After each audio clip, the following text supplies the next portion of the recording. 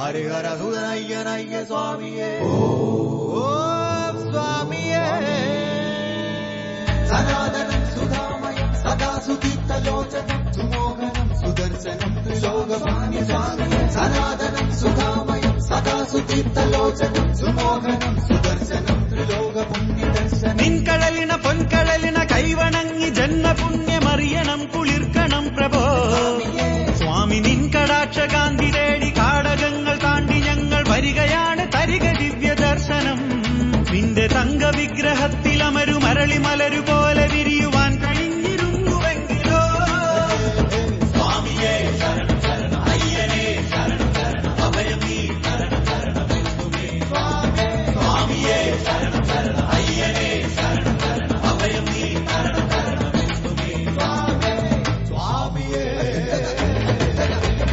കരിമലയും അഴുതമേടും കാട്ടുകല്ലും കൂർത്ത മുള്ളും കാലുകൾക്കു പരവതാനിയ സ്വാമി വാഴും ആ മലയിൽ ജാതിഭേദമേതുമില്ല സ്വാമിമാരാണവിടെ സകലരും കലിയുഗയാക ഭൂവിൽ കതിരണിഞ്ഞ ഭാവുകം മാമല മേലെ വിണ്ണിൽ വന്നുദിച്ച താരകം ശരണപഥങ്ങളിലെ പ്രണവ ദിവ്യ മന്ത്രണം ജീവിതരാത്രിയിലെ സുഹൃത സൂര്യ സുസ്മിതം നിൻകടലിന പൊൻകടലിന കൈവണങ്ങി ജന്മപുണ്യമറിയണം കുളിർക്കണം പ്രഭോ സ്വാമി നിൻകടാക്ഷകാന്തി തേടി കാടകങ്ങൾ താണ്ടി ഞങ്ങൾ വരികയാണ് തരിക ദിവ്യ ദർശനം നിന്റെ തങ്ക വിഗ്രഹത്തിൽ അമരു മരളി മലരു പോലെ വിരിയുവാൻ കഴിഞ്ഞിരുന്നുവെങ്കിലോ സ്വാമിയേ ശരണം ശരണം അയ്യനേ ശരണം ശരണം അഭയം നീ ശരണം ശരണമെന്നുമേ സ്വാമിയേ ശരണം ശരണം അയ്യനേ ശരണം ശരണം അഭയം നീ ശരണം ശരണമെന്നുമേ സ്വാമിയേ ശരണം ശരണം അയ്യനേ ശരണം ശരണം അഭയം നീ ശരണം ശരണമെന്നുമേ जब संसार में चारों तरफ सुख और समृद्धि फैली थी, एक राक्षस ने जन्म लिया जिसका नाम महिषासुर था। ओम ब्रह्मदेवाय नमः। ओम ब्रह्मदेवाय नमः नमः। महिषासुर की अखंड तपस्या से खुश होकर ब्रह्मा जी ने उसे एक वरदान दिया कि तुम्हें इस संसार में कोई नहीं मार सकता, यहाँ तक कि भगवान भी नहीं। अब महिषासुर ने पूरी दुनिया को जीत लिया था और वो एक क्रूर दुष्ट बन गया।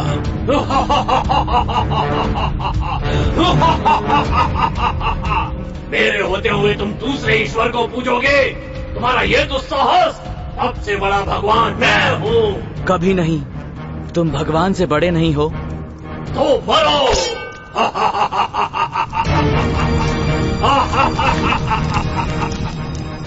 देवता भी जानते थे कि महिषासुर स्वर्ग को भी नहीं छोड़ेगा। ब्रह्मा ने उसे इतनी शक्ति दे दी है जितनी कि देवताओं के पास भी नहीं थी। तभी नारद जी प्रकट हुए और देवताओं को सुझाव दिया। नारायण नारायण, 33 कोटि देवताओं की शक्ति को एकत्रित कर एक महाशक्ति का सृजन करो। केवल वो देवी ही महिषासुर का विनाश कर पाएगी और इस ब्रह्मांड को बचा पाएगी। देव नारायण नारायण। देवताओं ने नारद जी का सुझाव माना और सभी देवता घोर तपस्या में लीन हो गए और ब्रह्मा जी ने उन्हें आशीर्वाद दिया।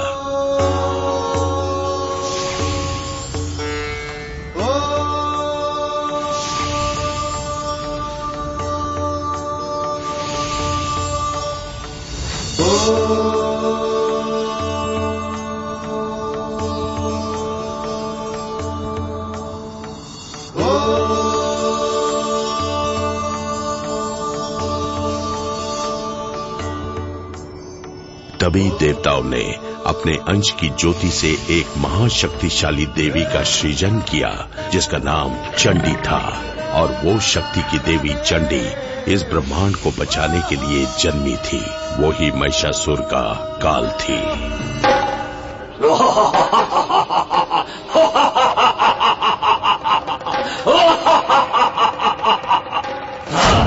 महिषासुर, तेरा अंत निकट है दुष्ट। शक्तिशाली महिषासुर मां चंडी से युद्ध करने को तैयार हो गया और उसने अपने सैनिकों को आदेश दिया कि चंडी का विनाश कर दो।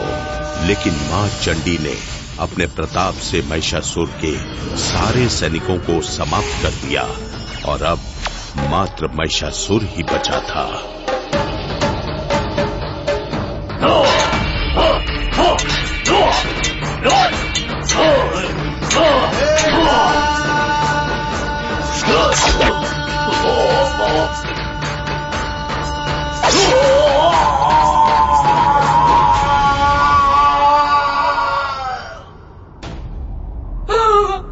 भ्राताश्री, मेरे भ्राता का वध करके किसने अपनी मृत्यु को आमंत्रित किया है, उसका सर्वनाश निश्चित है। मैं शपथ लेती हूँ, मैं शपथ लेती हूँ।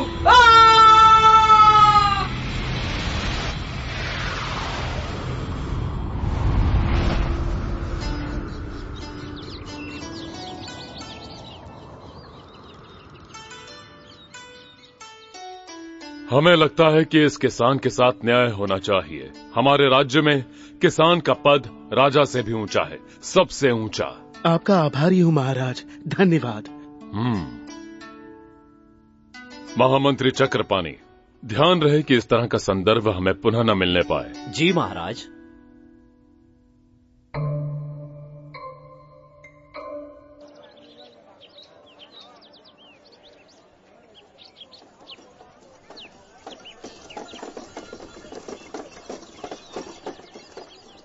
मित्रों, मैंने अपने महाराज जैसा उदार और दयालु राजा आज तक नहीं देखा है। सच कहा। जब हमारे राजा पांड्या के पूर्वज मदुराई से चोला पांड्या युद्ध के दौरान लोगों को बचाने आए थे, तो तब वो यहाँ एक शरणार्थी की तरह रहे थे। कोई नहीं जानता था कि वो पंडलम की रक्षा अपने राज्य से भी अधिक करेंगे।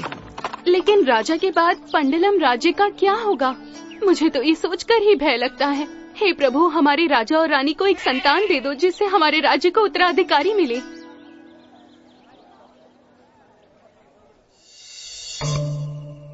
वैद्य जी, जैसे जैसे दिन बीतते जा रहे हैं, हमारी योजनाएं विफल होती जा रही है। धैर्य रखिए महामंत्री। क्षमा चाहता हूँ महाराज। आप मुझे सिखाएंगे वैद्य जी? कदापि नहीं। वर्तमान राजा के बाद राज्य कौन संभालेगा? आप ही तो हैं महाराज। मुझे विश्वास है आप रानी को वो दवाएं दे रहे हैं जिनके असर से वो कभी भी मां नहीं बन पाएंगी। निसंदेह महामंत्री, राज से रसोईया बाकी का कार्य प्रवीण कर देगा। परंतु राजा बनने के बाद मुझे मत भूल जाना। मुझे महामंत्री जो बनना है अवश्य बनाऊंगा। मुझे आप जैसे चालाक आदमी की आवश्यकता होगी। आपके बिना राजपाट कैसे संभालूंगा? मैं आपको उत्तराधिकारी नहीं दे सकती, इसलिए मेरा त्याग कर दूसरा विवाह कीजिए महाराज। नहीं महारानी, हम ऐसा नहीं कर सकते। आपके बाद पंडलम पर कौन राज करेगा महाराज? मुझे इस बात की चिंता हो रही है कि मेरे कारण यहाँ के लोग और यहाँ का साम्राज्य अनाथ रह जाएगा महाराज। नहीं महारानी, ईश्वर इतने कठोर नहीं।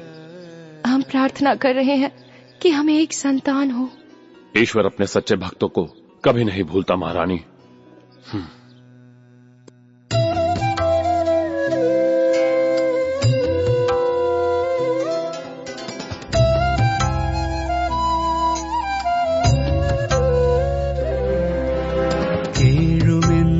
പ്രാണനിന്നൊരു വരം നൽകുമോ? നിൻ കൃപാലോചനം അടിയനിൽ പതിയുമോ? ഡമരുവിൽ ഉണരുമാ സ്പന്ദനം ജീവനം മന്ദഹാസങ്ങളോ ചന്ദ്രസമ്മോഹനം ഈ മണൽ താരയിൽ പൂവിതൾ വിതറുമോ? പൂവിതൾ കുഞ്ഞുകാൽ മുദ്രയായി മാറുമോ? ഓം നമോ ശങ്കരം ശങ്കരം ശാശ്വതം. ഓം നമോ ശങ്കരം ശങ്കരം ശാശ്വതം.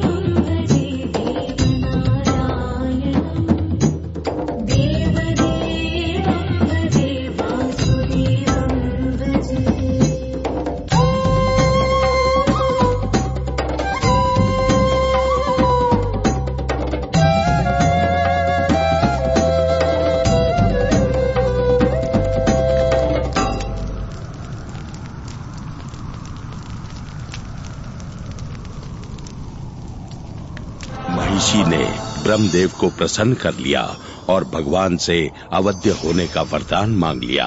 अब महिषी महिषासुर की तरह शक्तिशाली बन चुकी थी। अब मैं अपनी भ्राता की मृत्यु का प्रतिशोध लूंगी और उन देवताओं का सर्वनाश कर दूंगी। मेरा प्रतिशोध आरंभ हो चुका है।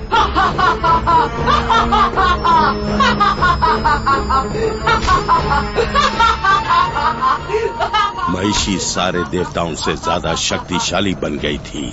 उसने पूरी दुनिया पर विजय प्राप्त कर ली और चारों तरफ हाहाकार मच गई।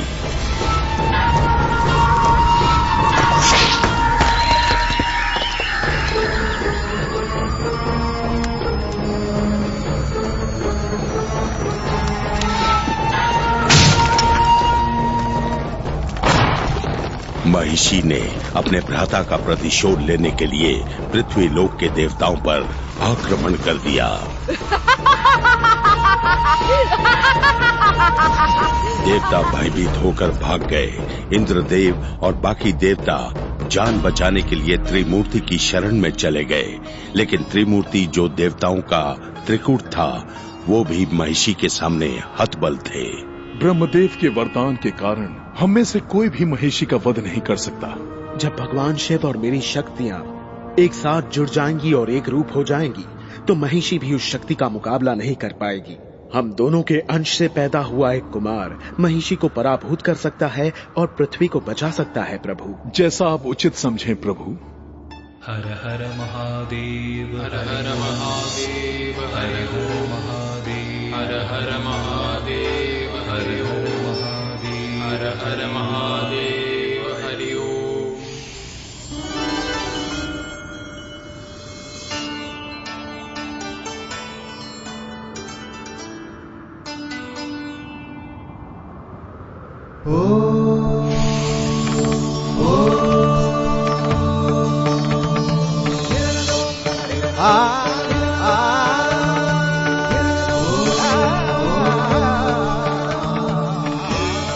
और फिर सबसे तेजस्वी और शक्तिशाली अय्यप्पन का जन्म हुआ।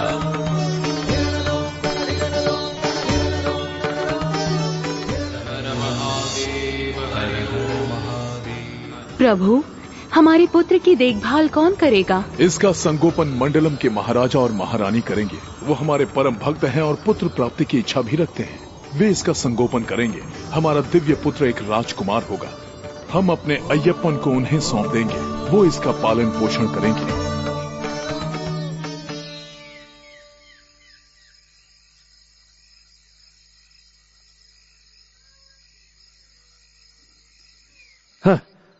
अब हमें राजा को मारकर सत्ता हथिया लेनी चाहिए। ये आप क्या कह रहे हैं? अभी सही समय नहीं आया है। अब मैं और प्रतीक्षा नहीं कर सकता। यदि आपने किसी भी तरह की शीघ्रता की तो पंडलम की जनता हमें स्वीकार नहीं करेगी। हम कल का सूरज नहीं देख पाएंगे। जनता अपने राजा के लिए प्राण देने को तत्पर है। आपकी बात पूर्णतः सत्य है, लेकिन आपके और मेरे होते हुए पंड्या से भागकर आए आश्रित को राजा बनाने की क्या आवश्यकता है? अपना स्वर मध्यम रखो महामंत्री।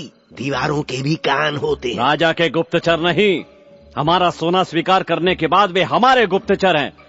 वे हमारी आज्ञा मानेंगे।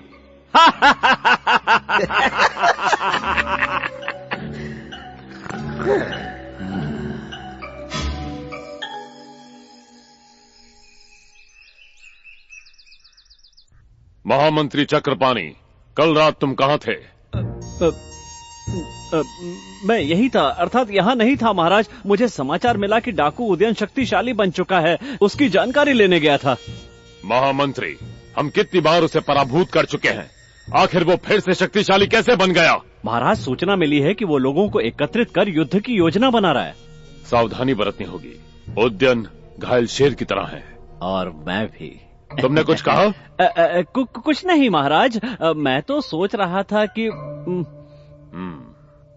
वरी, तुम यहाँ कैसे?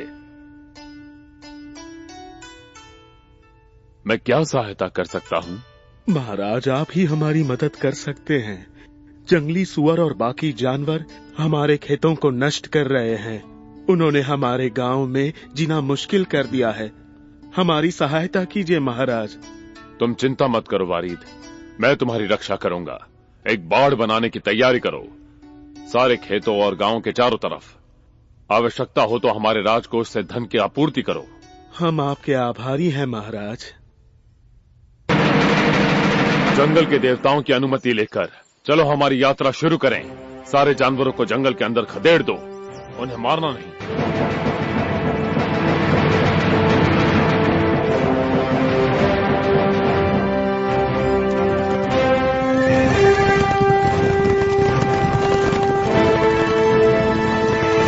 उनका पीछा करो, जल्दी करो, उन्हें चोट मत पहुंचाना। बस उन्हें भगा दो।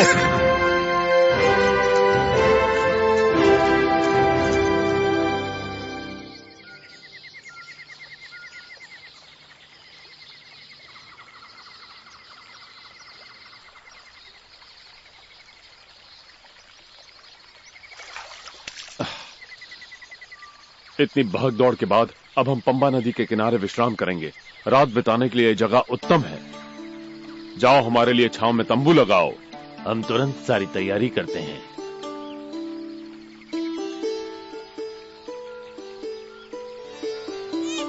हाँ?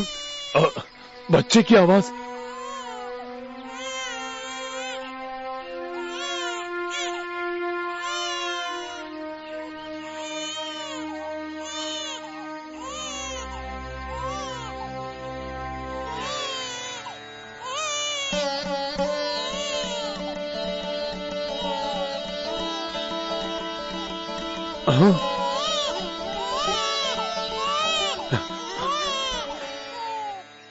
हे प्रिय प्रभु, आप इस तरह मेरी परीक्षा क्यों ले रहे हैं?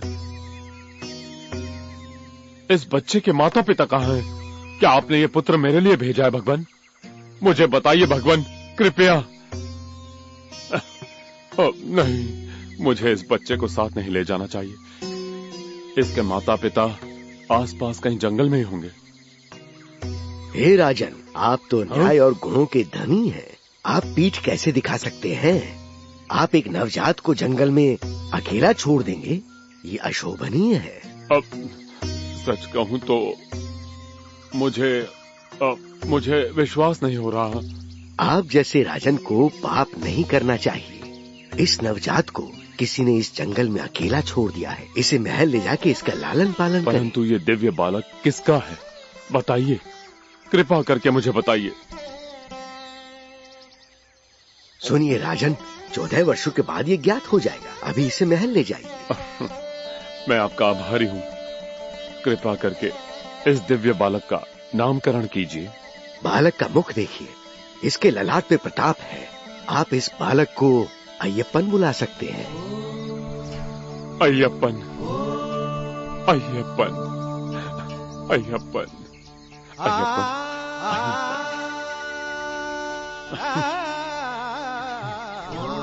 शंभु महादेव, ये आपकी ही माया है। आपने मुझे पुत्र प्रदान कर ही दिया। हे भगवान, मैं आजीवन आपकी आराधना करता रहूंगा।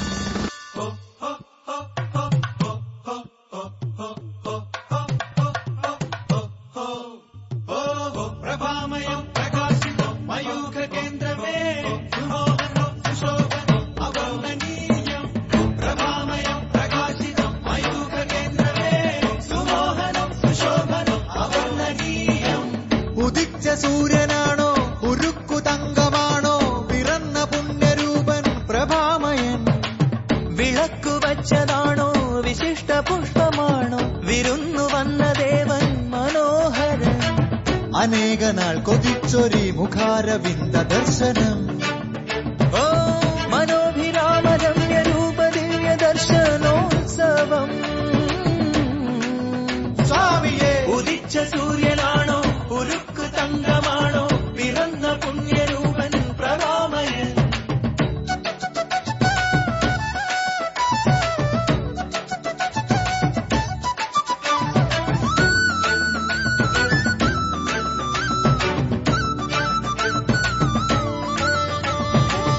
കുഞ്ഞുപാദപത്മമുദ്ര പൂത്തപൂഴി എത്ര സുന്ദരം നിത്യസുന്ദരം എങ്ങുമെങ്ങും ഉൾപ്രമ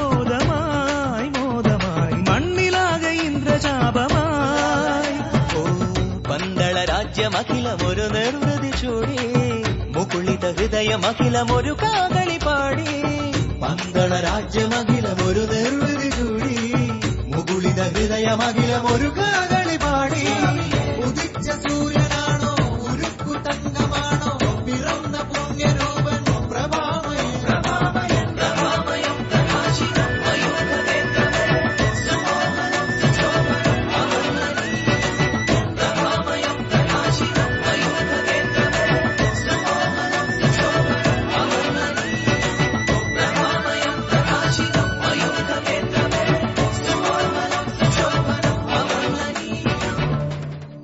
हमारे सपने और योजनाएं सब धूल में मिल गए हैं वैद्य। वो जंगली बालक सबका प्रिय बन गया है। आप निश्चिंत रहिए महामंत्री, शीघ्र ही रास्ता निकल आएगा। तुम यहाँ से भागने का प्रस्ताव दे रहे हो? ऐसी बातें ना करें, इस राज्य पर आपको राज करना है। थोड़ा धीरज रखिए महामंत्री। इसका मेरे पास एक उपाय है।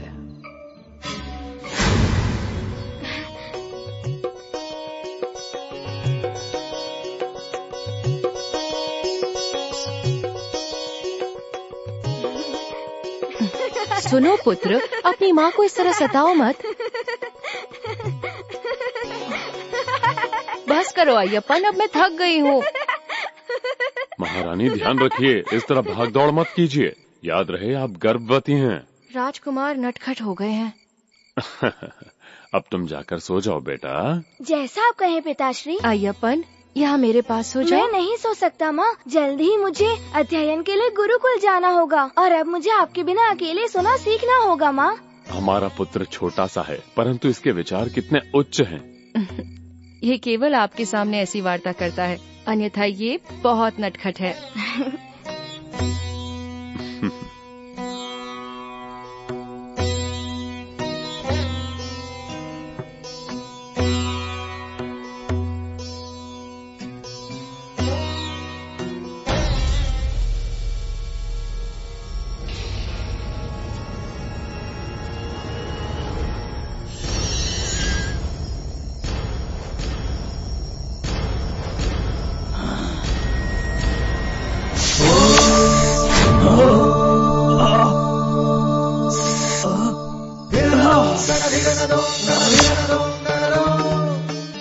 तुम एक छोटे से जंगली बालक को नहीं मार पाए, तुम्हें तो मेरी योजना विफल हो रही है।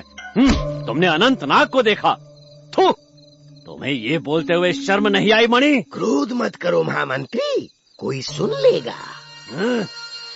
तुमने वहाँ जो भी देखा ये किसी को ज्ञात ना हो। यदि अपना मुंह खोला तो अपने प्राण गंवा बैठोगे। अब भागो यहाँ से।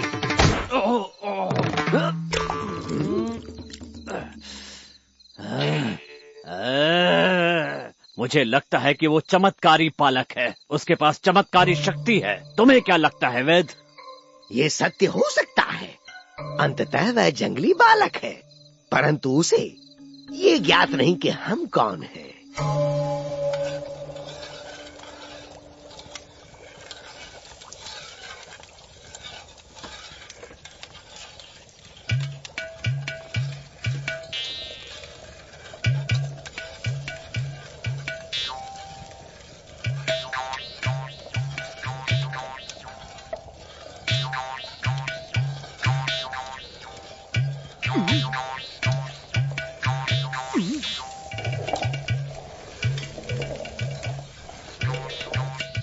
सुनो तिरुमणि, यहाँ आओ। तुम कैसे आए? तुम तो मुझे भूल ही गए जब से तुमने वो गुप्त दवाई रानी को देना बंद करने को कहा था। शिकायतें, हमेशा रोना धोना। मैं तुम्हें कैसे भूल सकता हूँ? एक तुम ही तो हो जिस पे मुझे विश्वास है। अब मैं बताता हूँ मैं यहाँ क्यों आया। ये लो, बस इसकी कुछ बूंदे तुम्हें उस जंगली लड़के अय्यप्पन की खीर में मिलानी होंगी। क्या? नहीं नहीं नहीं नहीं नहीं नहीं, यदि अय्यप्पन की बात है तो मैं कभी ये औषधि भोजन में नहीं मिलाऊंगा। अरे मेरे मूर्ख तिरुमणि, ये कोई विष नहीं है। मैं ईश्वर को साक्षी मान के कहता हूँ कि ये वो औषधि है जो राजकुमार लेने से मना करता है। ओह, वही पुरानी तरकीब, बच्चों को कड़वी औषधि पिलाने की, जिसे वो लेने से मना करते हैं। मैं ये औषधि उसके खीर में मिलाऊंगा। बहुत अच्छे तिरुमणि, अब मुझे जाना होगा महारानी के पास। उन्हें कभी भी प्रसव पीड़ा हो सकती है।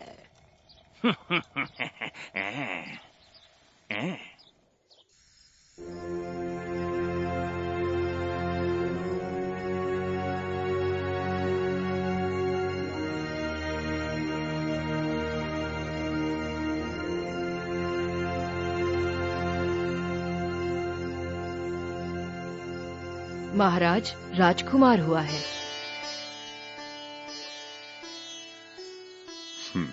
शंभु महादेव।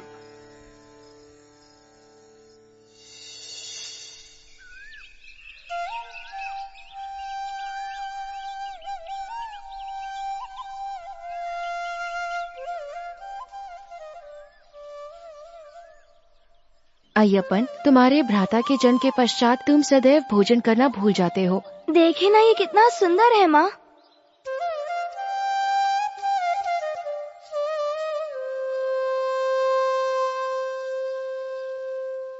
राजकुमार, महाराज जलपान के लिए आपकी प्रतीक्षा कर रहे हैं, कृपा करके चलें।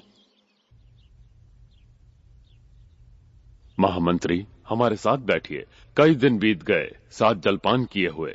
महामंत्री जी यहाँ भोजन ग्रहण करने नहीं आए हैं, है ना?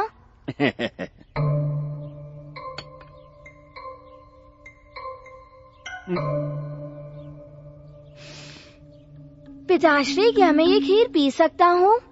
अवश्य पियो।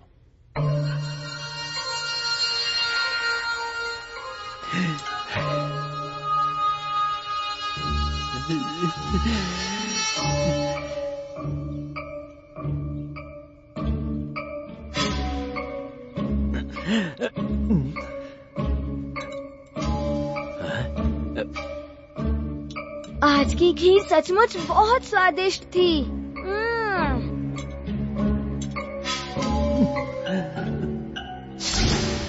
क्या विष का कोई प्रभाव नहीं हुआ? परंतु वो तो जगत का सबसे तीव्र विष है महामंत्री। उसकी एक बूंद 10 हाथियों को मार सकती है, वो भी एक पल में। मैंने कहा था ना कि वो बालक चमत्कारी है। उसे मारने के लिए हमें काली विद्या का प्रयोग करना होगा।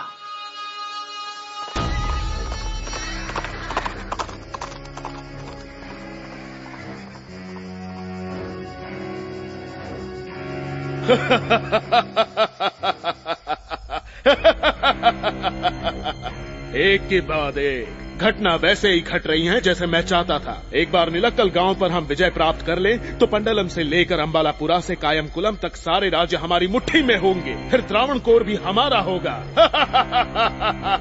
और सरदार, हमारे गुप्तचरों ने पंडलम राज्य के कुछ शक्तिशाली लोगों से मित्रता कर ली है। पंडलम पर आक्रमण करने की जल्दबाजी मत करना। पहले निलक्कल, फिर रानी और कोनी। एक बार ये राज्य हमारे अधीन हो जाएं, तो पंडलम जीतना आसान होगा। मैं खुद पंडलम के राजा की नाक काटकर कांच की पेटी में संभाल कर रखूंगा। पंडलम के लोगों का मानना है कि निलक्कल के लोगों की शक्ति निलक्कल के मंदिर में है। हमें पहले उस मंदिर को ध्वस्त करना होगा। वह देवता उन्हें शक्ति प्रदान करते हैं। कौन सी शक्ति? हमारी सेना की योजना पिछली बार ध्वस्त हुई, बस इतनी सी बात। उस मंदिर या वहाँ के भगवान में कोई शक्ति नहीं है, झूठ है। देखिए सरदार, हमें केवल आपकी आज्ञा चाहिए उस मंदिर को धूल में मिलाने के लिए। अगर आपकी आज्ञा है तो हम उस मंदिर को ध्वस्त कर देंगे। यदि हमारे सैनिक यही चाहते हैं तो आज रात ही आक्रमण करो, परंतु सावधान रहना। जैसा आप कहें सरदार।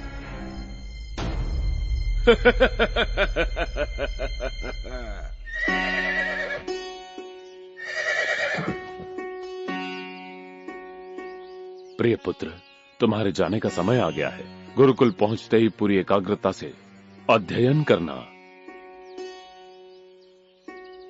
मैं पूर्ण एकाग्रता से ज्ञान अर्जित करूंगा। मुझे जो सिखाएंगे वो सब आत्मसात करूंगा। परंतु पुत्र, क्या है? मुझे बताओ। यदि मेरा अनुज राजा और माताश्री यूं ही रोते रहे तो मैं यहाँ से नहीं जा पाऊंगा पिताश्री।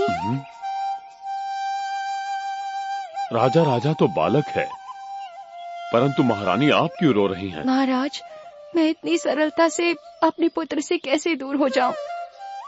मेरी चिंता मत कीजिए माताश्री, मैं जल्दी अभ्यास पूर्ण करके लौट आऊंगा।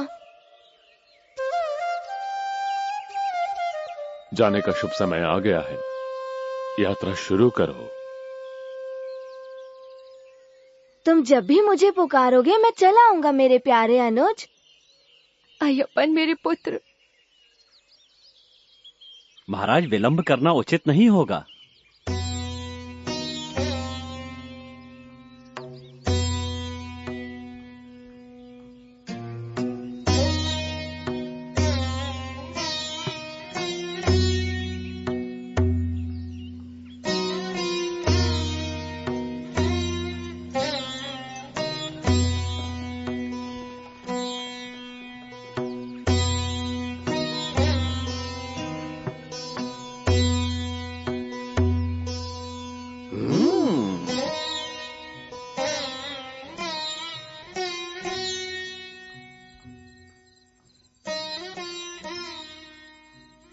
महाराज, आप संध्या प्रार्थना में उपस्थित क्यों नहीं थे? अय्यप्पन के जाने के बाद सब कुछ सुना सुना लग रहा है। मुझे उसकी बहुत याद आ रही है। पूरे साम्राज्य और मुझे भी ऐसा ही प्रतीत हो रहा है। महाराज, अय्यप्पन के आगमन के पश्चात हमारे जीवन में कई विशेष बातें घटी हैं। हमें संतान प्राप्त हुआ, हमें लूटने या हमसे युद्ध करने उदयन लौट कर नहीं आया। खेत खलियानों में फसल फल फूल रही है। बीमारी और दरिद्रता नष्ट हो गई। हर तरफ केवल सुख शांति और समृद्धि का वास है। हमारा पुत्र भगवान हरिहर का वरदान है, परंतु महारानी, मैं अपने पुत्र के बिना नहीं जी सकता।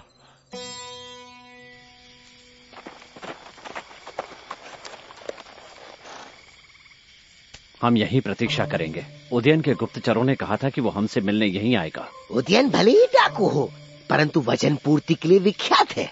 उदयन हमें अपना एक व्यक्ति देगा जो काली विद्या में माहिर होगा। वो उस बालक को सरलता से मार देगा अपनी शक्तियों से, और इस बार हम नहीं हारेंगे। अरे ये तो यक्षिणी है, रक्त पीने वाली जंगल की आत्मा। भागो!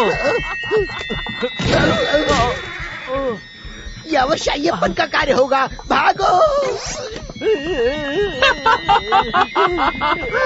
वहीं रुक जाओ डरपोको, घबराने की जरूरत नहीं। मैं निहारा हूँ। मैं वही जादूगरनी हूँ जिसे उदयन ने तुम्हारी मदद के लिए भेजा है। हमें इसकी जानकारी नहीं थी।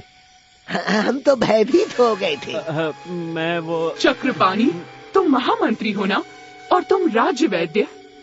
तुम दोनों गधों पर बैठकर यहाँ क्यों आए हो? ओ बेचारे, तुम्हारे महल में घोड़े नहीं है क्या? महल में अनेकों घोड़े हैं, पर ये सुंदर अरबी घोड़े हैं। ऐसा क्या?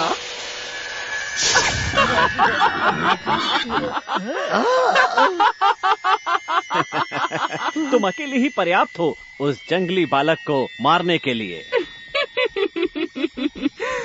कहाँ है वो लड़का? सिर्फ इतना बता दो और बाकी चीजें मैं देख लूंगी, समझ गए? और हाँ, इसके बदले में क्या करना है तुम्हें पता है ना? हाँ, हमें पता है। कल रात को ही हमने अपनी सेना निलक्कल से पीछे हटा ली है। मुझे बस अपनी योजना के बारे में बता दो।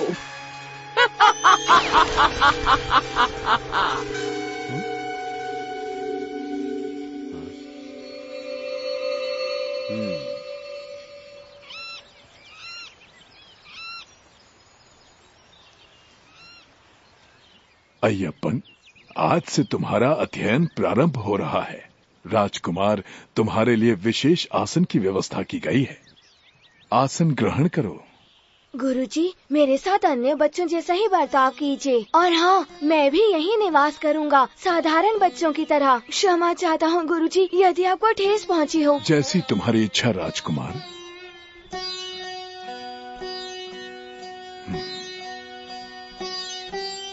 ये कोई साधारण बालक नहीं है।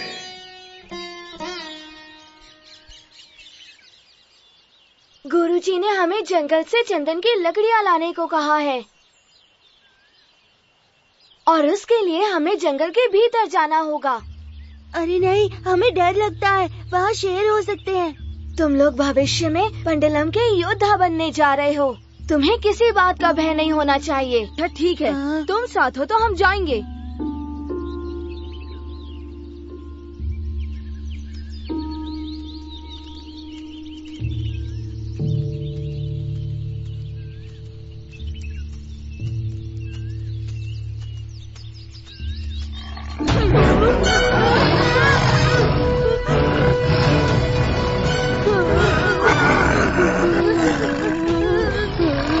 पीछे हट जाओ।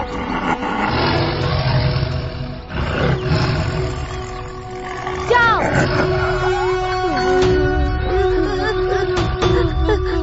भयभीत मत होना।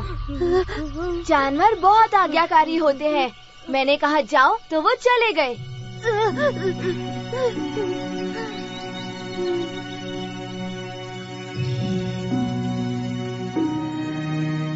देखो दोस्तों, ये रही चंदन की लकड़ियाँ। केवल सूखी टहनियाँ ही उठाना। ठीक है अय्यप्पन। अय्यप्पन! रामू कहाँ है? अब तक तो वो हमारे साथ ही था। तुम सही कह रहे हो। वो कहाँ गया? तुम लोग चंदन की लकड़ियाँ इकट्ठा करो। तब तक मैं जाकर रामू को ढूंढता हूँ।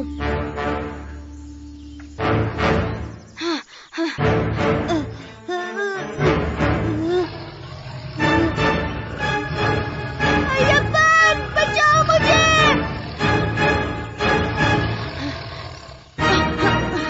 अय्यप्पन! नहीं, पीछे हटो।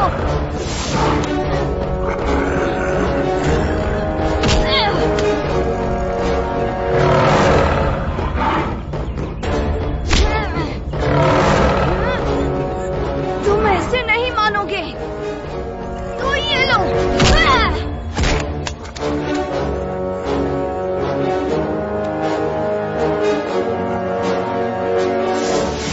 तुम्हारी हिम्मत कैसे हुई?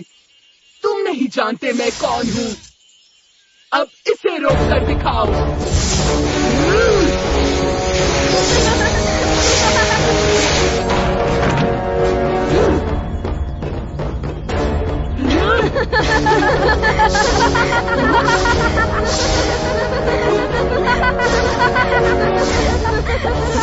जादूगर बालक!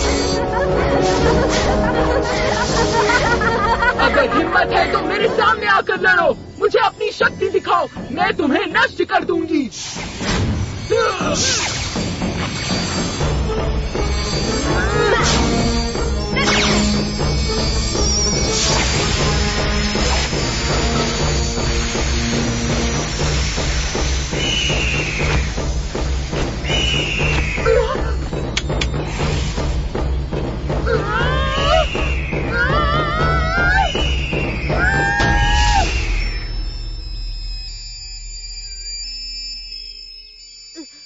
रामू, क्या हुआ था?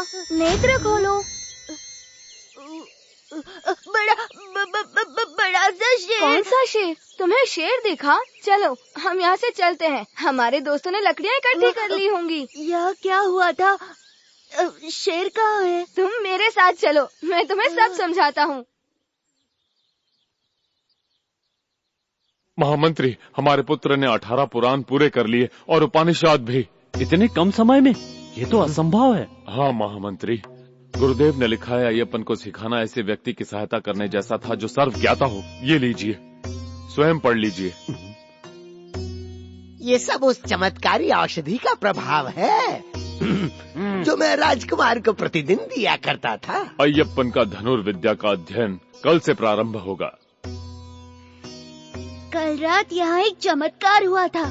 जब मैं सो रहा था तब मुझे अय्यप्पन का सपना आया। उसके बाद मैं गहरी नींद में था। जब मैं थोड़ी देर बाद उठा, मेरे भैया मेरे सामने ही खड़े थे। उन्होंने पहले मुझे चादर उड़ाई और फिर बत्तियां बुझाकर वो गायब हो गए।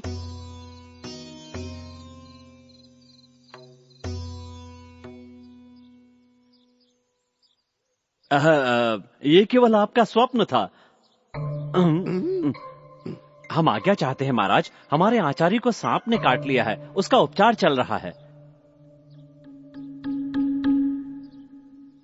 हमारी योजना फिर असफल हो गई। मैंने सुना है कि अय्यप्पन के गुरु ज्ञान में गुरु वशिष्ठ के समान हैं और गुरु द्रोणाचार्य की तरह अजय धनुर्धर है। ऐसा प्रतीत होता है हमारे सारे द्वार बंद हो रहे हैं। चिंतित न हो वैद्य, कुछ द्वार बंद हो गए तो क्या, हम नए द्वार खोलेंगे। अपने नेत्र और मस्तिष्क से ध्यान केंद्रित करो अपने लक्ष्य पर। नेत्र सिर्फ लक्ष्य पर होनी चाहिए। अब एक एक करके तीर चलाओ।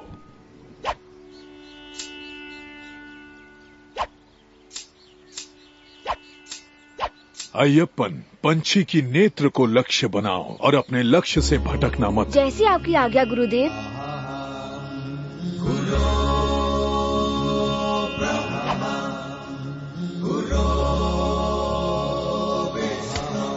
अद्भुत। अब अंतर, गति, ऊंचाई और लक्ष्य। ഗഗനപഥങ്ങളിലുരുകി വിളങ്ങും മിന്നൽ പിണറുളിയോ, അലറിയണഞ്ഞൊരു കാറ്റിലുയർന്നു കുതിക്കും കടലലയോ, മിഴിച്ചിമ്മിടാതെ പദമൂന്നിടാതെ രണഭൂവിലീ വിധം ഇളകിയാടുമീ ദേവബാലകൻ രുദ്രനാഗമോ. അടവികളിൽ നിന്നിടവപ്പാതിയിലൊഴുകിയ പുഴ പോലെ, ആയുധമേന്തിയ തരുണൻ താണ്ഡവ ശിവരൂപം പോലെ, കരവാളുമേന്തിയവനസ്ത്രവേഗനായി സൂര്യനാളമായി പടരും ഇവിടെ നിന്നുതിരും അഗ്നിയോ താരകങ്ങളോ.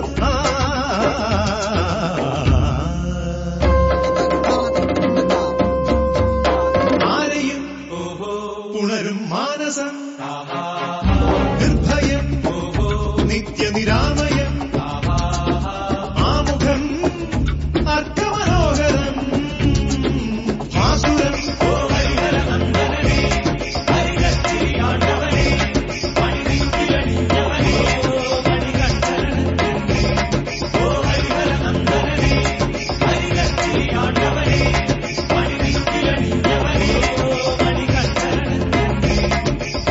ഹരിഹര ചൈതന്യം എന്നെന്നും അവനിൽ വസിക്കുന്നു, ദേവകളെന്നും എന്നെന്നും ഭാവുകമരുളുന്നു.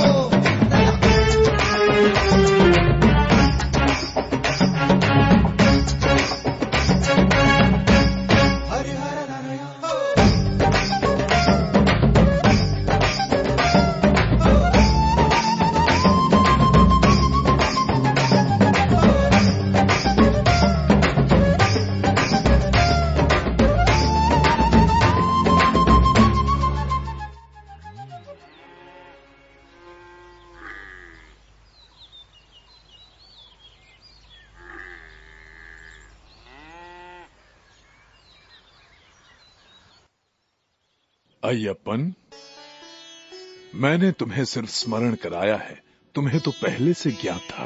कलरी पयट्टू के कुछ दाव शेष हैं और तुम्हारा प्रशिक्षण पूर्ण हो जाएगा। अतः कलरी गुरु के पास जाना होगा। चिरताला के चिरपन चिरा के कुरूप सर्वोत्तम गुरु हैं।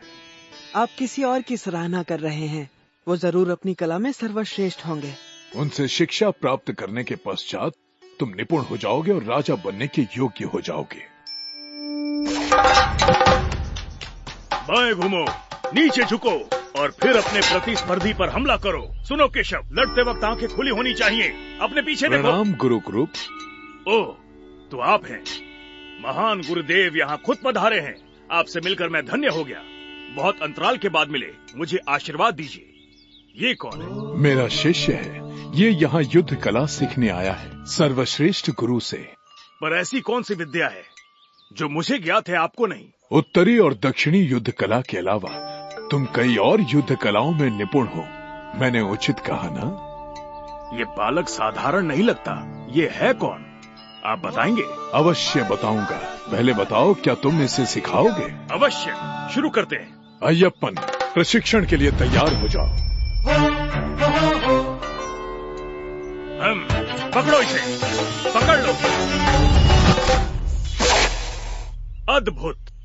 इस कला में सारे योद्धाओं के हाथ घायल हुए थे, वो असफल हो गए। अय्यप्पन कोई साधारण बालक नहीं है, अपना बचाव करो।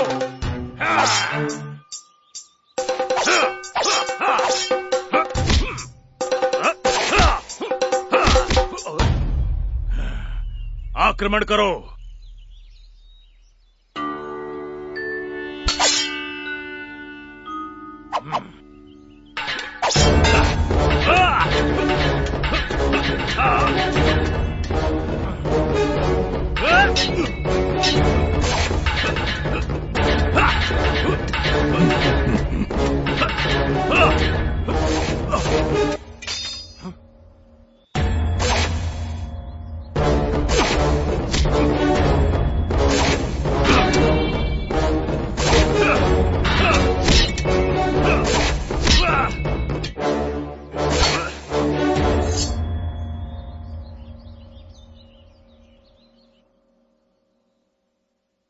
उत्तम, अति उत्तम, परंतु तुम्हें अभी भी बहुत कुछ सीखना है।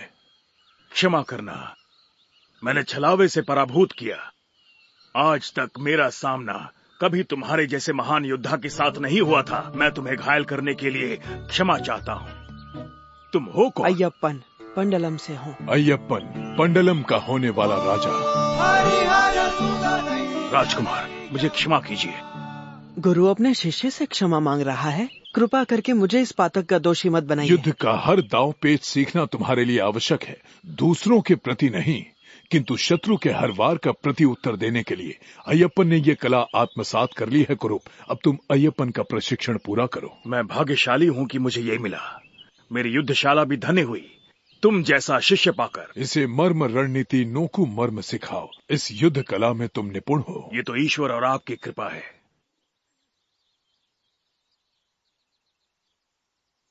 महारानी की जय हो। बोलिए महामंत्री। मैं आपसे एक वार्ता करने आया हूँ। आप मुझसे क्या वार्ता करना चाहते हैं? आपको तो सब ज्ञात है। ये सत्य है, लेकिन मेरे प्रश्न का उत्तर केवल आप ही दे सकती हैं महारानी। पूरे राज्य में केवल आप ही हैं जो ये गुत्थी सुलझा सकती हैं। सुनिए माँ, क्या आपका वो चित्र पूरा हो गया? चलिए बाहर चलकर देखिए, बगीचे में बहुत सारी सुंदर तितलियाँ आई हैं। चलिए मेरे साथ। क्या सचमुच? कौन से रंग की पुत्र? माँ चलिए खुद चलकर देखिए, वो खूबसूरत फूलों की तरह लग रही हैं। चलिए ना। तुम चलो पुत्र, मैं थोड़ी देर बाद आती हूँ। शीघ्र आना माँ, नहीं तो वो सब की सब अभी आती हूँ पुत्र। बताइए महामंत्री, आप क्या जानना चाहते हैं? महारानी, महाराज गुरुकुल से लौटते ही अय्यप्पन को राजा घोषित करने वाले हैं। हाँ तो? महारानी, मेरा तात्पर्य है कि महाराज ने इतना बड़ा निर्णय आपसे पूछकर लिया या नहीं? महाराज राज्य संबंधित निर्णय मुझसे पूछकर नहीं लेते, और ये मेरा कार्य नहीं है। ऐसे निर्णय तो वे आपसे परामर्श करके लेते हैं। आपसे एक विशेष बात कहना चाहता हूँ। आपको क्या लगता है, मुझसे पूछा जाता तो क्या मैं इससे सहमत होता? अय्यप्पन एक दिव्य और तेजस्वी बालक है। यदि वो राजा बन जाए तो इसमें बुराई क्या है? प्रजा भी उससे अत्यंत प्रेम करती है, और विशेष बात वो योग्य है। ये सारी बातें सत्य हैं, किंतु इसका तात्पर्य ये नहीं है कि राज राजा जिसे महारानी ने जन्म दिया है वो तेजस्वी नहीं है, क्योंकि मेरे लिए वो दिव्य बालक है। राज राजा आपकी कड़ी तपस्या का फल है, और उसका जन्म आपकी प्रार्थनाओं का परिणाम है। आप कहना क्या चाहते हैं महामंत्री? आपकी सहजता देखकर आश्चर्य होता है महारानी। जंगल में मिला बालक दिव्य है और आपकी कोख से जन्मा बालक सामान्य है। मुझे दया आती है महारानी, आप पर दया आती है। अय्यप्पन, राज राजा दोनों मेरे लिए एक समान है। दोनों मेरे अपने पुत्र हैं। आप ऐसा कह सकती हैं क्योंकि आपका हृदय विशाल है, किंतु कल जब वो जंगली बालक पंडलम का राजा बनेगा तो आपके अपने बेटे का क्या होगा? आपने कभी इस विषय में सोचा है महारानी? केवल राजमहल में जन्मे हुए पुत्र को ही पंडलम का राजा बनने का अधिकार होना चाहिए।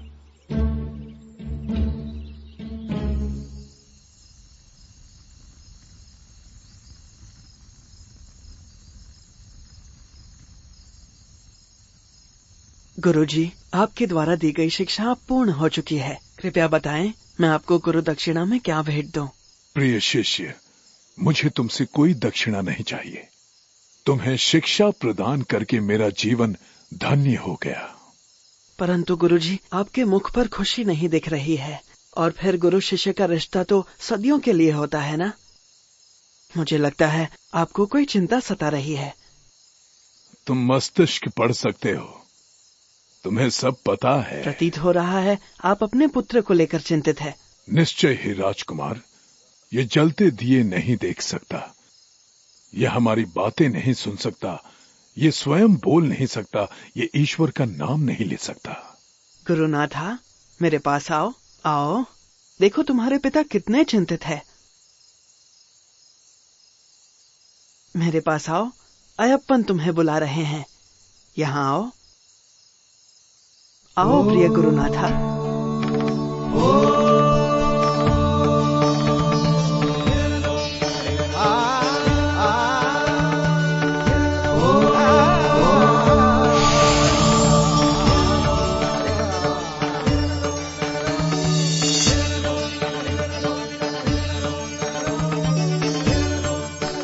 गुरुनाथा, अपनी आंखें खोलो और इन्हें देखो।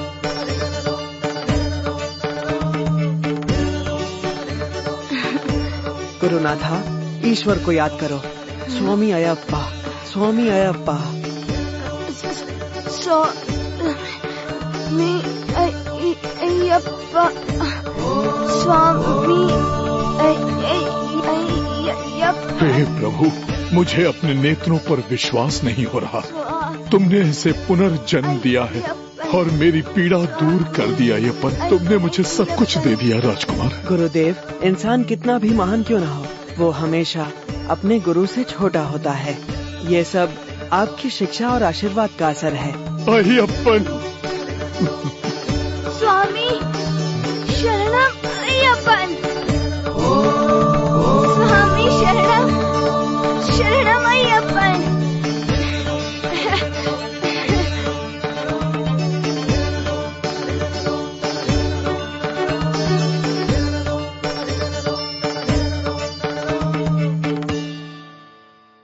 क्या विचार कर रही हो?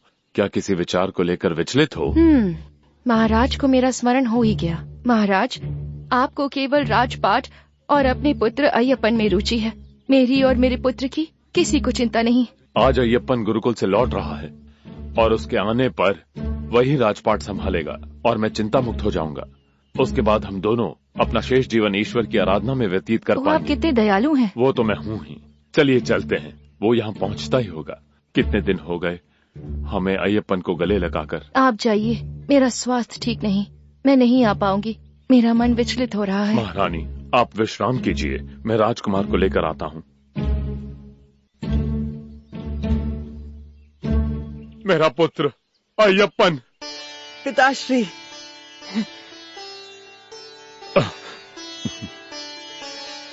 अंततः राजकुमार गुरुकुल से लौटकर आ गए। आपको ऐसी उम्मीद नहीं थी, है ना?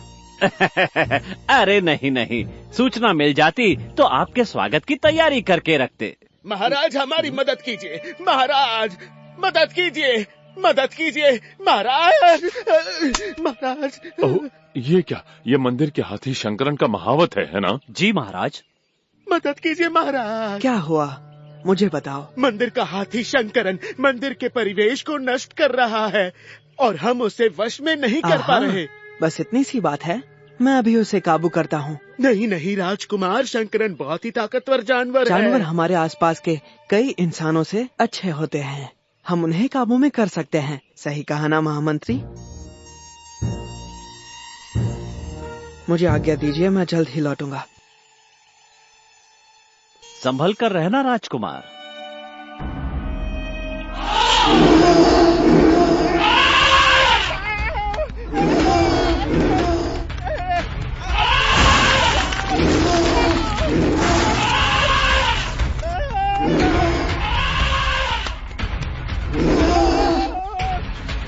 तुम ये क्या कर रहे हो शंकरन?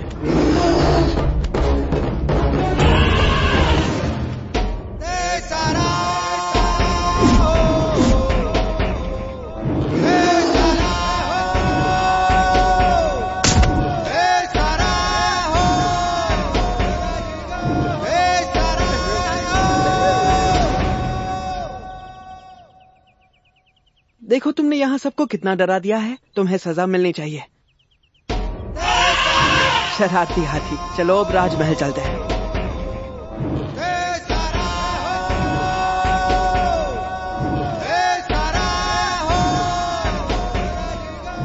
राजकुमार अय्यप्पन की जय हो।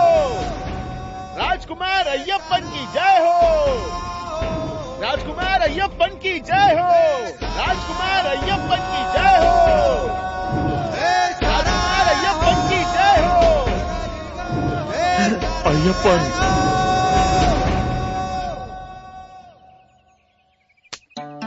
मंदिर के पटाखों ने इसे डरा दिया था, इसलिए ये बेकाबू हो गया और दौड़ने लगा। बस इतनी सी बात थी। है ना शंकरन? देखो ये भी सहमत है। मैंने कहा था ना युवराज, शंकरन अति शांत हाथी है, इसे बालक भी वश में कर सकते हैं। माताश्री कहाँ है? उनका स्वास्थ्य ठीक नहीं। ओ तो अंततः तुम्हें मेरा स्मरण हो ही गया। क्षमा चाहता हूँ, आशीर्वाद दीजिए। भैया, आपको ये हाथी कहाँ से मिला? आपके गुरुकुल से? क्या आप इसे मुझे देंगे? भ्राता, मैं ये हाथी तुम्हारे लिए ही लाया हूँ। ये तुम्हारा है। नहीं, कदापि नहीं। ये हाथी उन्मत्त और खतरनाक है। नहीं, मुझे वो चाहिए। माँ, मुझे वो हाथी चाहिए। मुझे वो हाथी चाहिए। मैंने तुमसे मना किया ना, अब हट मत करो। चलो मेरे साथ। सुनिए माताश्री, ये हाथी कुछ नहीं करेगा।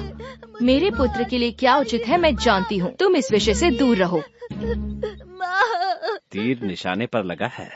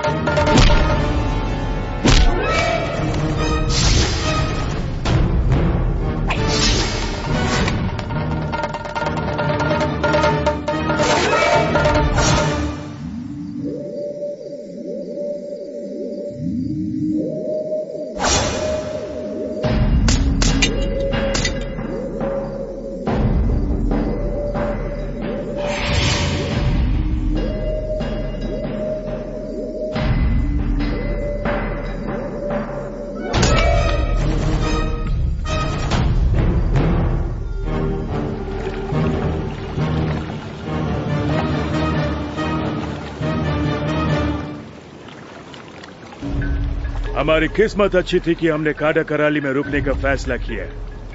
अल्लाह के रहम से हमारा जहाज भर चुका है। सरदार, तो हम अगली लूट के लिए कहीं और की तैयारी करें? अभी नहीं। हमारे पास जो खजाना है वो जमींदारों ने यहाँ के रहने वाले गरीबों से लूटा है। अब हमें ये खजाना गरीबों में बांटना होगा। हमारे हुक्म की तामील की जाए। जी सरदार। ओह, अशुभ समाचार है। तुर्किस्तान से आए वावर नाम के लुटेरे ने कायम कुलम राज्य में कोहराम मचाया है। ये कैसे हो गया महामंत्री? महाराज, मैंने कोई और ही नाम सुना था, हैले, बब्बर या और कुछ, लेकिन ये समुद्री लुटेरा है। यदि पहले से तुम्हें इसका ज्ञात था तो हमें क्यों नहीं बताया? बताने ही वाला था। कायम कुलम तंबुरन कई पीढ़ियों से हमारा निष्ठावान दोस्त रहा है। पिताश्री, हमें उनकी मदद करनी चाहिए। अगर आप कहें तो मैं इस वावर का सामना करूं? नहीं मेरे पुत्र, तुम ये नहीं कर पाओगे। यह वावर बहुत क्रूर है। एक जवान अनुभवी राजकुमार उसे नहीं हरा पाएगा। मैं बस अपने ज्ञान का प्रयोग करना चाहता हूँ। मुझे सिर्फ आपका आशीर्वाद चाहिए। वावर कोई पागल हाथी नहीं जिसे आप वश में कर लेंगे। आप उसे केले दिखाकर वश में नहीं कर सकते। मुझे आपसे किसी परामर्श की जरूरत नहीं। मेरे महाराज, आज्ञा दीजिए। यदि तुम यही चाहते हो तो अपने साथ सेना लेकर जाओ। मैं अकेले जाऊंगा पिताश्री। उदयन को खबर मिली कि पंडलम से सेना निकली है, तो आप जानते हैं कि इसका परिणाम क्या होगा। मैं जानता हूँ, पर कुछ सैनिक तो अपने साथ लेकर जाओ। अकेले मत जाना पुत्र। पिताश्री, हमें कायम कुलम के तंबुरन को संदेश भेजना चाहिए कि वो चिंता ना करें, और मैं तुरंत निकल रहा हूँ।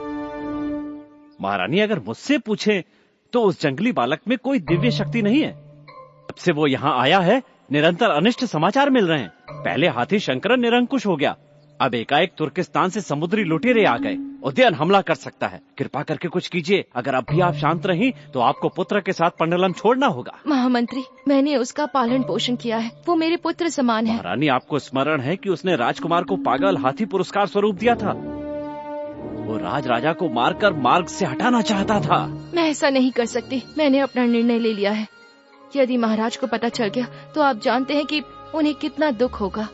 दैत्य, कुछ कहते क्यों नहीं? महारानी को बताओ। ये योजना कोई नहीं जान पाएगा। बताओ, महारानी को बताओ। महारानी, भयभीत मनुष्य कभी विजयी नहीं होता है।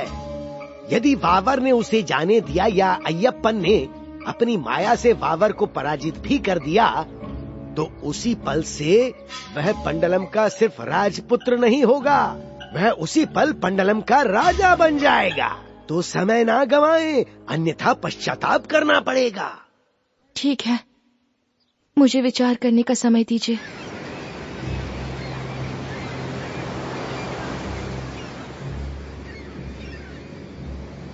दो हफ्ते हो गए हैं, अभी तक वावर के जहाज की कोई खबर नहीं। वावर अवश्य समुद्र में लौट गया होगा, उसने हमें देखा होगा। हम किनारे की रक्षा कर रहे हैं। युवराज, लगता है हमें कुछ मिल गया। हाँ, ये अवश्य वावर का जहाज है और ये किनारे की तरफ आ रहा है। सब तैयार हो जाओ।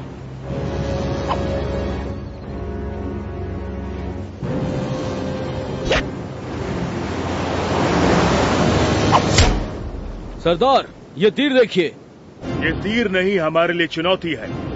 चलो किनारे चल के उन्हें दिखा। वल्ला, आखिर ये जाबाज कौन है? सरदार, चलिए वापस चलें। आज तक हम पीठ दिखाकर भागे नहीं हैं और आज भी नहीं भागेंगे, वो भी जब मेरी बराबरी का दुश्मन मेरा इंतजार कर रहा है।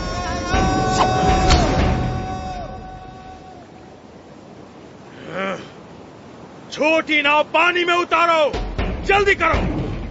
अय्यप्पन, अपने तीरों से नौका को डुबा दो। यदि वो किनारे तक आए तो युद्ध अटल है। ऐसा करना उचित नहीं होगा। आखिर वो जाबाज योद्धा है कौन जिसने हमारा ध्वज और सुल्तान की टोपी उड़ाने की हिम्मत की? तुम लुटेरे वावर हो। क्यों, मैंने सही कहा ना? नजर बहुत तेज है, मैं ही हूँ वावर। अगर ये बात है तो मैंने ही तुम्हारा ध्वज तोड़ा था। बहादुरी ऐसे दूर से नहीं दिखाते, दुश्मन के सामने दिखाओ। अब दिखाओ अपनी वीरता। मैं अपनी वीरता तुम्हारे कहने पर नहीं दिखाऊंगा। जबान भी बहुत तेज है, हिम्मत है तो मुझ पर वार करके दिखा लड़के। कोई आम लड़का नहीं, मैं अय्यप्पन हूँ। ओ अच्छा, अय्यप्पन, मैंने तुम्हारी कहानियाँ सुनी है, लेकिन तुम मुझे बेवकूफ बच्चे लगते हो। तुम क्या जानना चाहते हो, मेरी उम्र या मेरी धनुर्विद्या? मैं अभी तुम पर बाण नहीं चलाऊंगा। मैं लोगों पर तभी हमला करता हूँ जब वे सशस्त्र होते हैं। ऐसी बात है तो बताओ किससे हमला करूं? एक तलवार से या जादू से? जो तुम्हारा मन करे। मैं भी तो देखूं, वार करो।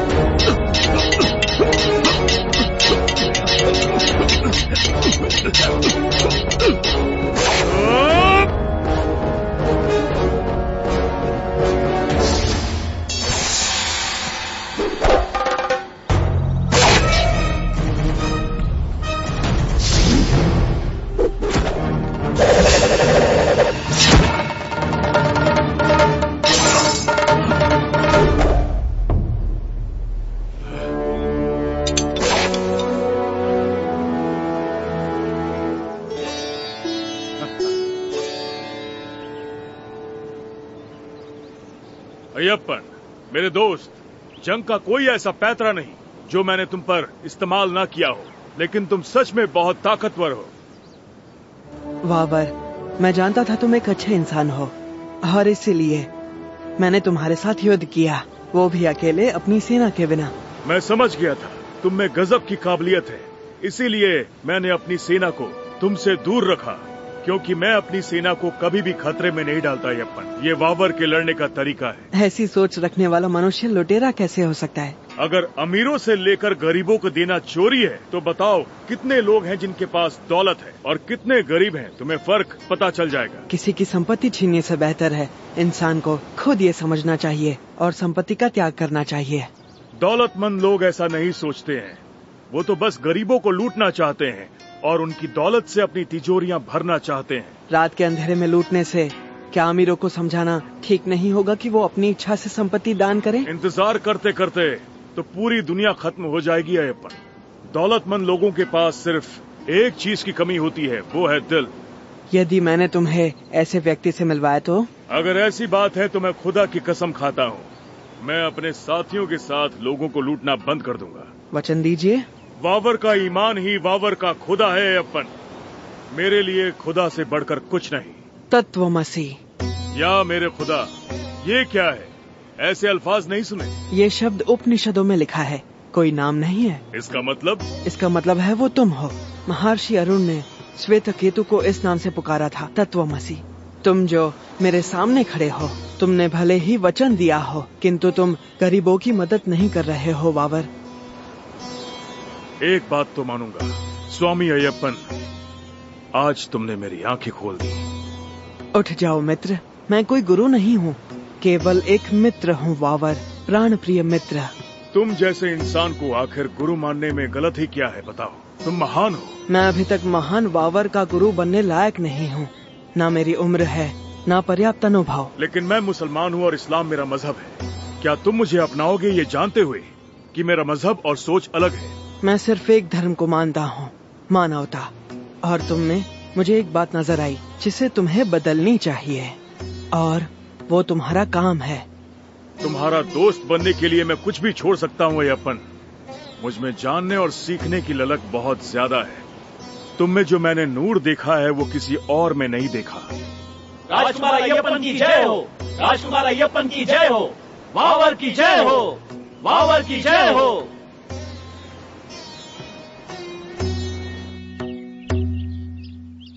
महामंत्री, तुम्हें ये आश्चर्य की बात नहीं लगती कि हमारे गुप्तचरों को आक्रमण की सूचना नहीं? समझा नहीं महाराज, आप क्या बात कर रहे हैं? उद्याना ने सिर्फ निलक्कल प्रदेश नहीं जीता, बल्कि वहाँ सब कुछ तहस नहस कर दिया।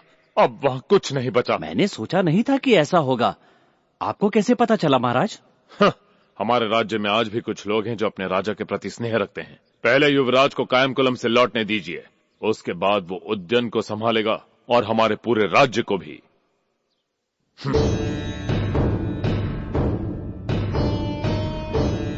आशीर्वाद दीजिए। अस्सलाम अलैकुम। ये हैं वावर, अंबालापुरा से कायमकुलम तक और मव्वेलिकारा से वेटियार तक, इन्हीं ने सब कुछ लूटा था।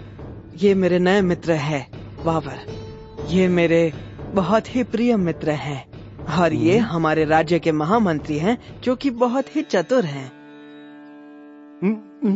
सुनो पुत्र, मुझे तुमसे कुछ वार्ता करनी है। वो बात उदयन के बारे में है ना? मुझे ज्ञात है।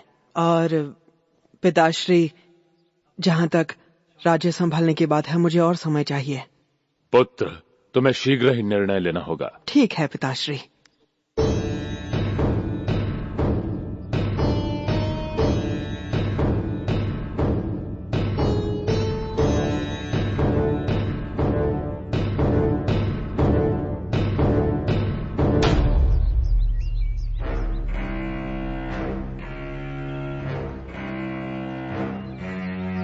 हमारा करीमाला किले में प्रवेश करते ही समझो हम जीत जाएंगे।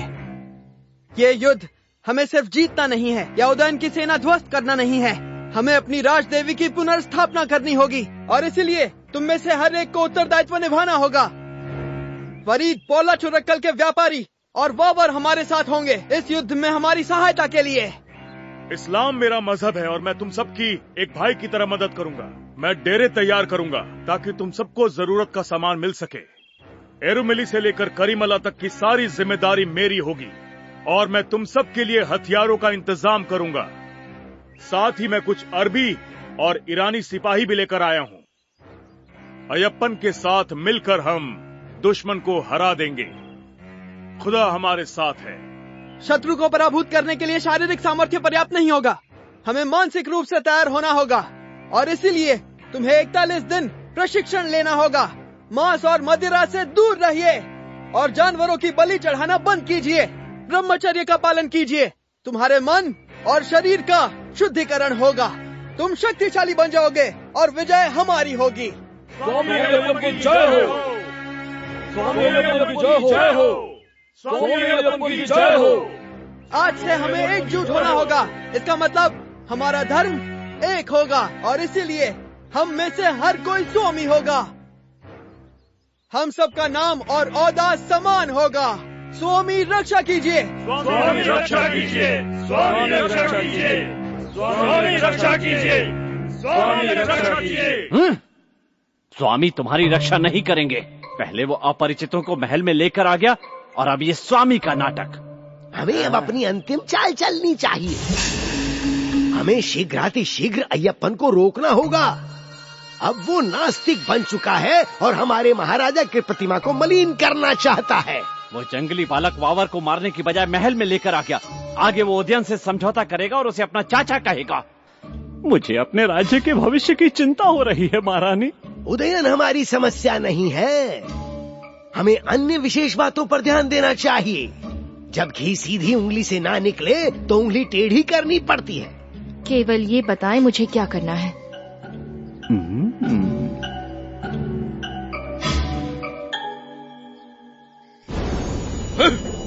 पिछले 1 महीने से पंडलम की सेना हमारे साथ युद्ध करने की तैयारी कर रही है और हमें इस बात की भनक तक नहीं। पंडलम में हमारे गुप्तचर मवेलिकारा और रानी ने अब तक हमें इस बात की जानकारी क्यों नहीं दी? वावर के लोगों ने हमारे जितने गुप्तचर थे उन सबको पकड़ लिए हैं सरदार। अय्यप्पन की सेना कभी भी आक्रमण कर सकती है।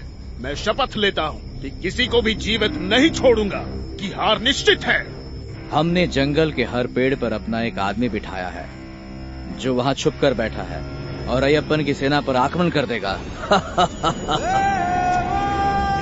किसी पर दया मत करना। उदयन के साथ युद्ध उनकी अंतिम युद्ध होगी। हम उन्हें पराजित करेंगे।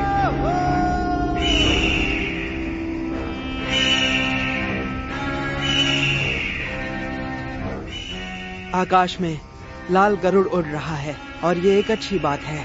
ईश्वर हमारी तपस्या से प्रसन्न है। उन्होंने हमें शक्तिशाली बनाया है। युद्ध के लिए तैयार हो जाओ योद्धाओं।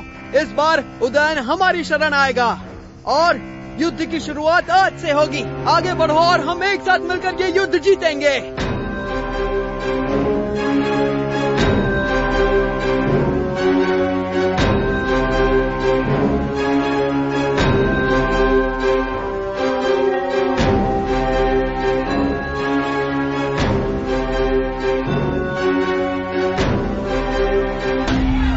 हमला करो।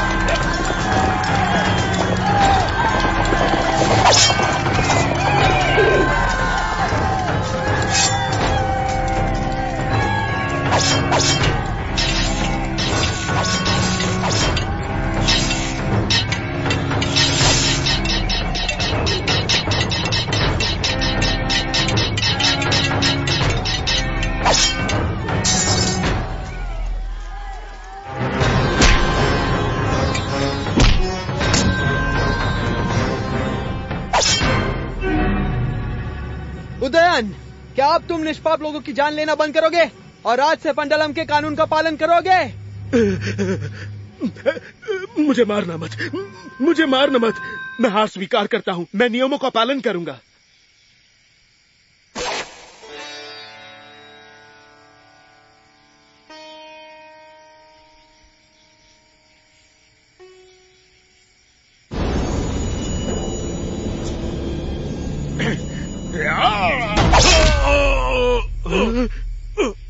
तुम्हारी इतनी हिम्मत! धोखेबाज! स्वामी, इसकी सजा मैं दूंगा इसे। मैंने अपनी पूरी जिंदगी बिना वजह के खून बहाया है। आज लड़ने का सही मौका मिला है।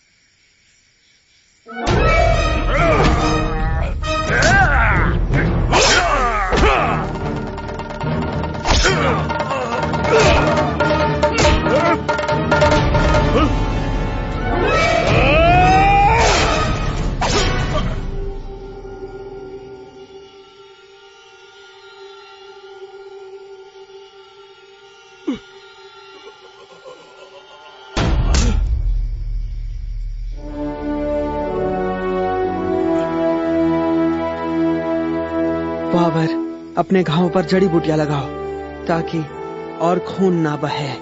तुम्हारा ये प्यार मैं हमेशा याद रखूंगा। शुक्रिया। स्वामी, हमने करीमला किले को ध्वस्त कर दिया है। हमें उदयन को भी अग्नि देनी चाहिए। घोषणा करो हम ये युद्ध जीत चुके हैं। मंदिर में हमारी कुलदेवी की पुनर्स्थापना करो।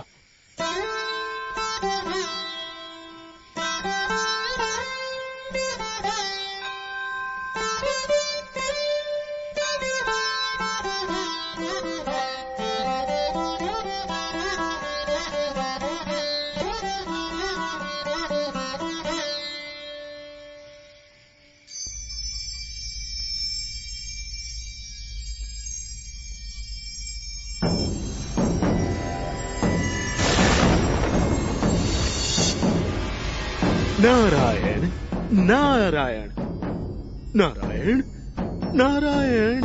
यहाँ नारायण का अस्तित्व नहीं महर्षि। यहाँ मैं ही नारायण और नारायणी हूँ, समझ गए? ओह, क्षमा कीजिएगा, मैं तो ये विवशतावश कह गया। मनुष्य के पूजनीय देवता कहाँ हैं? कहाँ छिपे बैठे हैं? मैं उनसे युद्ध करने के लिए विचलित हूँ। आपसे लड़ने की क्षमता किसमें है महान महिषी? आपने तो तीनों लोग को पराजय किया है। कोई नहीं लड़ेगा। नारायण। ये सत्य है। परंतु मैंने कुछ सुना है। क्या सुना तुमने? क्या देवता मुझ पर आक्रमण करने वाले हैं? नहीं नहीं नहीं नहीं, मैंने सुना है कि पृथ्वी लोक से कोई आपको ललकार रहा है, और जो आपको ललकार रहा है वो आपको शबरी जंगल में ही मिलेगा।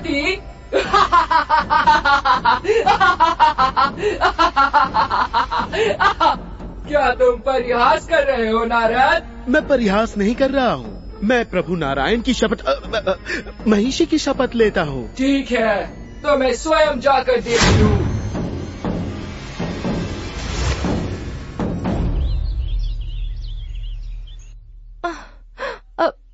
अब मेरी मृत्यु निश्चित है।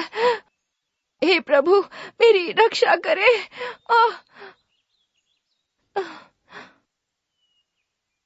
वैद्य जी, मुझे बताइए, इस रोग का कोई उपचार नहीं? एक उपाय है महाराज, परंतु वो असंभव है। समस्या ये है कि जो सामग्री हमें चाहिए वह आसानी से उपलब्ध नहीं।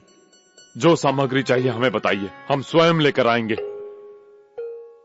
महाराज, हमें शेरनी का दूध चाहिए। अल्प मात्रा ही पर्याप्त होगी। उस दूध में भस्म मिलाकर चूर्ण के साथ सेवन करने से यह रोग ठीक हो सकता है। शेरनी का दूध? ये कैसी औषधि है? शेरनी का दूध? आप भयभीत हो गए युवराज। शेरनी का दूध, वो भी ताजा निकला हुआ। पहले कभी इस दवाई के बारे में नहीं सुना। ये इस विकट रोग की अनसुनी औषधि है। कृपया मुझे अन्यथा ना लें। आपने इतने साल धनुर्विद्या, वेद और उपनिषदों का अभ्यास किया है, परंतु मैंने आयुर्वेद का। यदि आप अपनी माँ से प्रेम करते हैं तो जाइए और वैद्य जी पर शंका न करते हुए दूध लेकर आइए। हमारे पास अधिक समय नहीं है युवराज। हाँ, यदि और विलंब हुआ तो औषधि का प्रभाव नहीं होगा। चिंता ना करें, मैं शीघ्र ही दूध ले आऊंगा। वावर या सेना के अधिकारियों को अपने साथ ले जाओ। नहीं पिताश्री, उन्हें विश्राम करने दीजिए। और वैसे भी यदि ज्यादा लोग साथ होंगे तो उद्देश्य सफल नहीं होगा, है ना महामंत्री? जी युवराज, शेरनी भयभीत होकर भाग सकती है। सुनिए वैद्य, बाकी सामग्रियों का प्रबंध कीजिए, मैं शीघ्र ही लौटूंगा।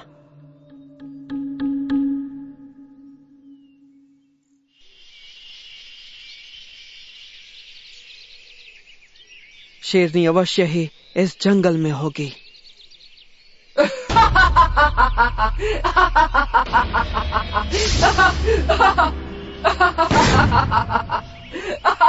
हो तुम? तुम कौन हो?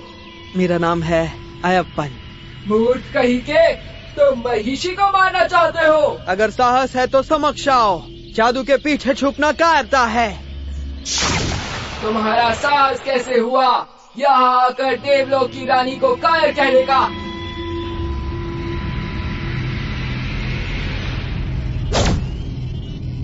तुम्हारा खूबसूरत शरीर और तेजस्वी आंखें देखकर मेरे मन में अलग भाव उमड़ रहे हैं। तो क्या तुम मेरे स्वामी बनना चाहोगे? मैं इस प्रस्ताव को स्वीकार नहीं कर सकता। मेरे जन्म का उद्देश्य है तुम्हें मारकर असुर वृत्ति को नष्ट करना और धर्म की पुनर्स्थापना करना। इसलिए मैं तुम जैसे असुरों के समूह का विनाश कर दूंगा। क्या मैंने सच सुना? चलो देखे तुम कितने शक्तिशाली हो। पृथ्वी पर सबसे बड़े मूर्ख हो तुम।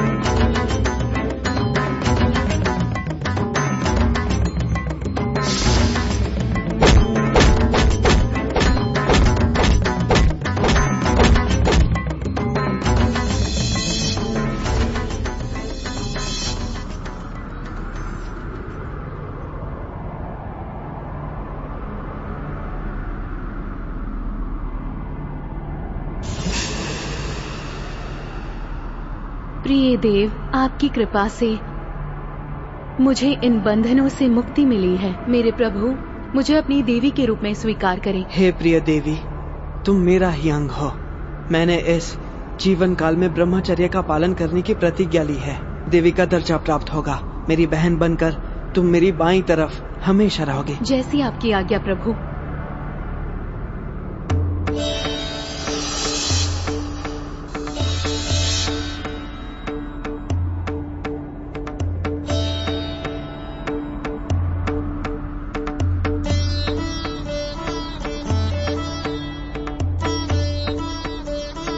मेरे पुत्र, तुमने अपना अवतार कार्य पूर्ण कर लिया। अब तुम पंडलम महल में अपने परिवार के साथ लौट सकते हो। उसके बाद शबरी पर्वत पर एक मंदिर बनाओ और वहां कलयुग के देवता बनकर वास करो और ऐसे भक्तों की सहायता करो जिनका इस संसार में कोई नहीं है। मेरे पुत्र, स्वर्ग की अप्सराएं शेरनी बनकर आएंगी। भगवान शेर के बच्चों का रूप धारण करेंगे। स्वयं इंद्र शेर का रूप धारण करेंगे ताकि तुम उन पर विराजमान हो सको।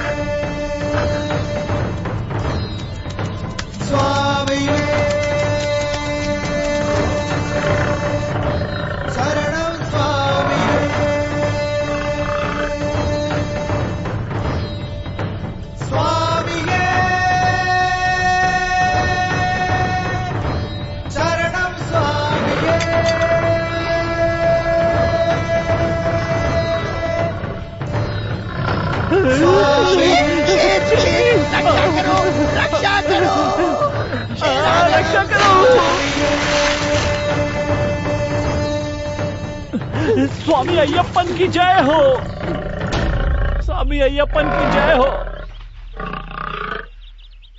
महाराज, आपने जो लक्ष्य दिया था वो मैंने पूरा किया। अब कृपा करके वैद्य जी को इनका दूध निकालने की आज्ञा दे।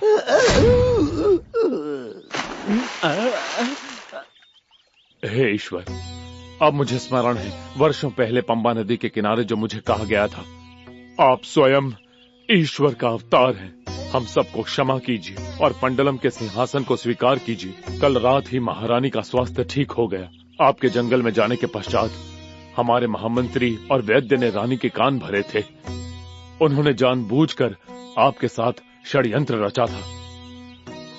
कृपया शेरों को वापस भेजिए और मुझे क्षमा कीजिए। क्षमा मत मांगिए, जो कुछ हुआ वो ईश्वर की इच्छा थी इनकी नहीं, और इस वजह से इनसे वो पाप हो गए जो ये करना नहीं चाहते थे। हे ईश्वर, आपकी इच्छा मेरे लिए आदेश है। अपना राजपाट और देश सही वक्त पर मेरे प्रिय भ्राता राज राजा के हाथों सौंप। मेरा अवतार कार्य अब पूरा हो गया है। मैं अब यहाँ से एक तीर चलाऊंगा, वो जहाँ गिरेगा वहाँ एक मंदिर बनाइए। एक मंदिर जी हाँ पिताश्री, जो भाविक जन पंबा में स्नान करके वहाँ मेरी पूजा अर्चना करेंगे, उनकी मनोकामनाएं पूरी हो जाएंगी और उनके दुख नष्ट हो जाएंगे।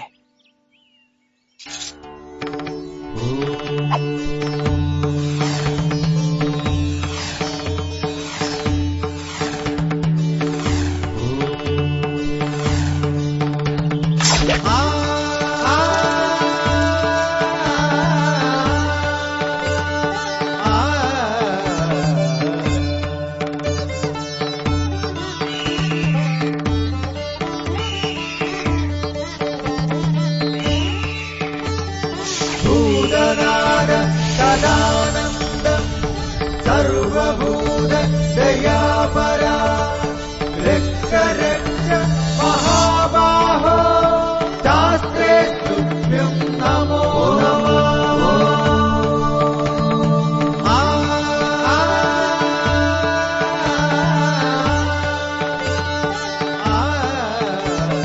भूतनाद सदानंद सर्वभूत दयापरा रक्ष महाबाहो शास्त्रे तुभ्यं नमो नमः।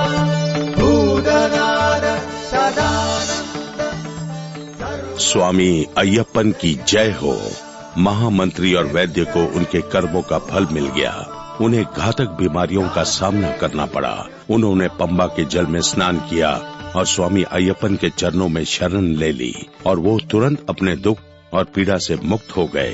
कई हजारों साल के बाद भी महान स्वामी अय्यप्पन आज भी सबरी पर्वत पर रहते हैं। कलयुग के देवता के रूप में भक्तों का उद्धार करते हैं। स्वामी अय्यप्पन की जय हो।